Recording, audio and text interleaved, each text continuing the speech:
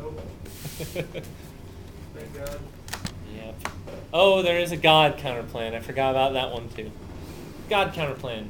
Have God do it.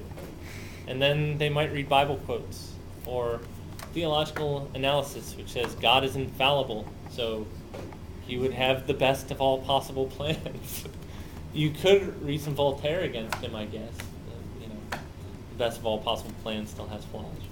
But, I would argue that they're abusing fiat and creating ridiculous ground.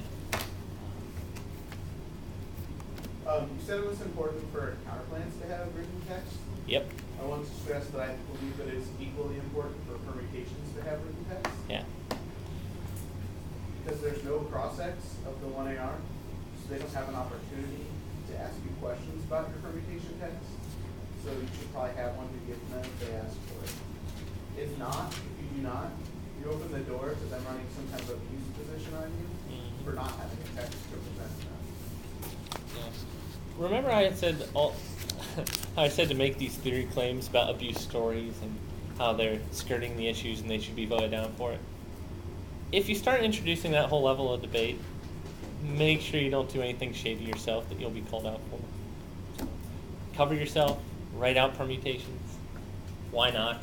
I mean, yeah. I'm confused. How do you write out a permutation if you don't know what the counterplan is going to be? No, well, you don't know what your permutation is going to be until you see a counterplan. Right, so how do you know? You hear a counterplan. So after your 1AR, and you've given your permutation, during the 1NR prep time, the negative debater might be like, can I get the text to your permutation? Really, you should write it out before that, though.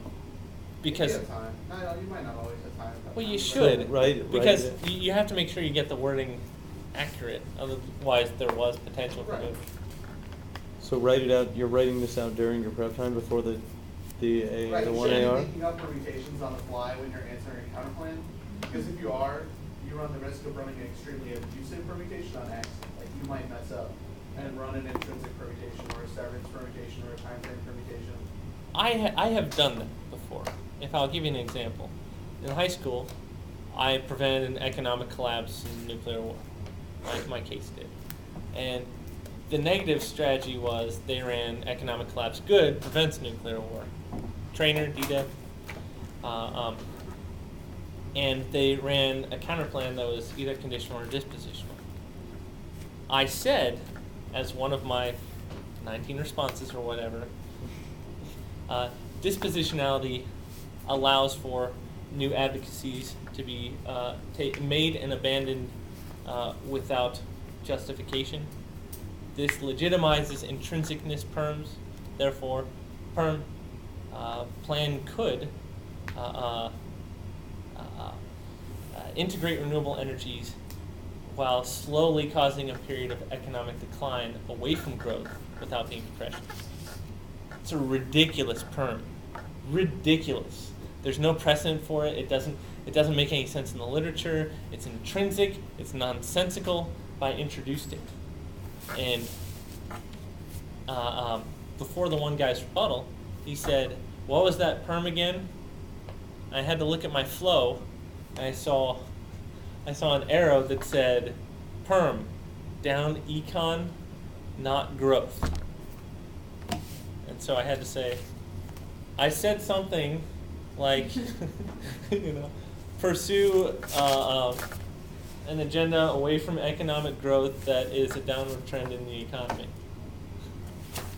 And yeah, strangely enough, I got picked up on that perm because it was dropped.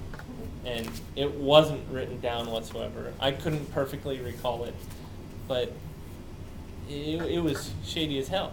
Yeah, I won for other reasons too, I'm sure, but that was the easiest place, believe it or not, for the judge to go.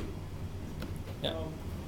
I know often it's just when you go to weigh the counterplan versus the app, you usually think that if they're equal, then the ballot goes to the app. Would you think it to be like abusive to make an argument that you're testing solvency with the counterplan, and so if the counterplan is equal to the app, then it should go to the neg?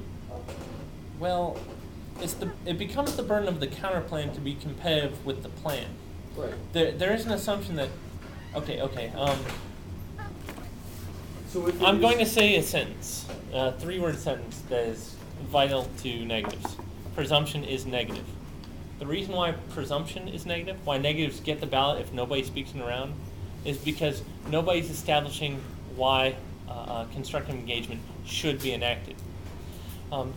If you abandon the status quo, it's quite possible that you lose presumption, what we default to in that sense.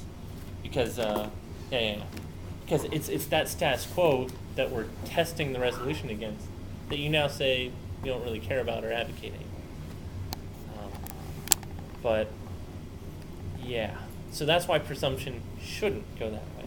If you're a neg, you might have other reasons for saying, give me leeway on my solvency arguments.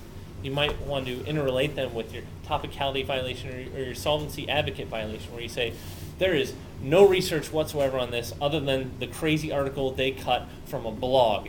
Give me some leeway here. I'm telling you a good story. It makes sense even if I don't have files with me that say that the OAS is capable of pulling this off without invoking any crazy alien technology that they're referencing.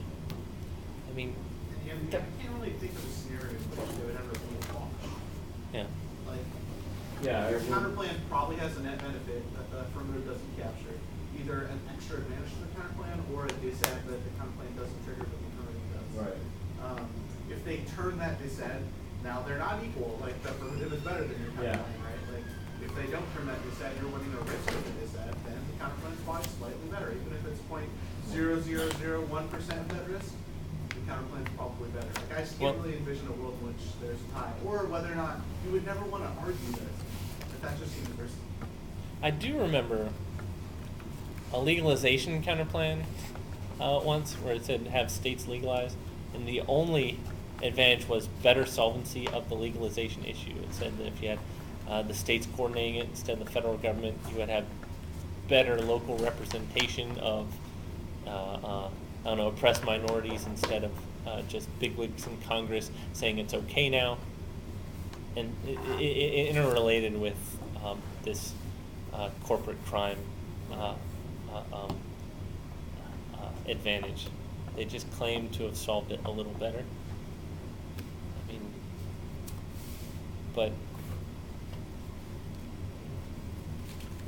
It's just an idea. I mean, but even that position is tacitly making a turn argument that says, doing things in the federal government involves corporate crime better in accountability, stuff like that. Their plan entrenches that. We avoid it. I mean, that's more or less what it is. It's solvency takeout for the affirmative Right. that you don't get. So it's a hidden advantage or disadvantage, depending on what you want to call it. Right. Discount. Right. Oh, I forgot one other issue. I'm so sorry to keep backpedaling some. Counterplaying uniqueness. Boyer's very familiar.